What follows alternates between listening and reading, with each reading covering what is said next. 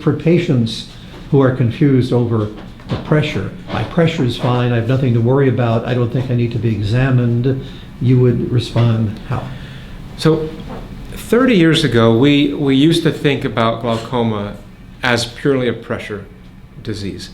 And this magic number of 21 came about. And that is because if you look at if you mapped out in a bunch of normal patients, you mapped out the pressure, and you mapped out a bunch of patients that have glaucoma and mapped out the pressure, they have a normal distribution. And the patients with glaucoma tended to have a higher pressure than the patients without glaucoma. The problem is those curves overlap quite substantially. So 21, the number they came up with was basically it's 2 standard deviations above normal is this abnormal 21 pressure. But this overlap means basically that we have some patients that have pressures of 25 and 28 that don't have glaucoma, that will never go blind, and that are just fine. And they have a tendency, for one reason or another, usually it's the structure of the eye, they have a tendency to have a higher pressure. Usually the wall of the eye is a little thicker, so the eye feels harder and it overestimates the pressure. But then we have other patients that have pressures of 15 and that we need to operate on them to get down to a pressure of 11. So when I talk to my patients, I say, yes, pressure is the only modifiable risk factor for treatment of glaucoma, but there are other things.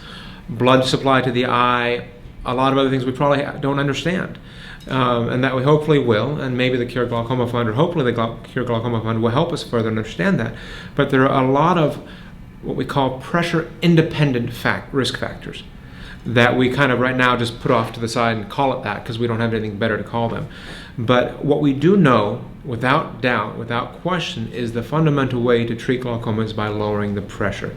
So I tell my patient that we learn about you, and your eye wants a certain pressure.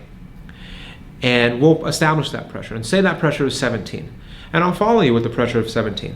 And over time, over 6 months or a year, or 2 years or 5 years, if I start to see a gradual decline, then your eye is telling me something. Your eye is telling me that I don't like this pressure of 17, we need to get you lower. And then we'll lower our target to maybe 15 or 14 until I no longer see a decline in pressure. And so it's really an individualized approach to treating a patient. You can speak grossly and say, okay, usually if a patient has the pressure in the upper 20s, mid-20s, that's not a good thing. And mid-teens, you're doing pretty well. But there are patients that have a subtype of glaucoma that go blind with a pressure of 14 and 15, and that need to be down to a pressure of 10. And that really touches on, again, these pressure-independent components to glaucoma, which we have a long way of understanding, but there are some really bright minds further investigating this. And we hope to help them further this knowledge.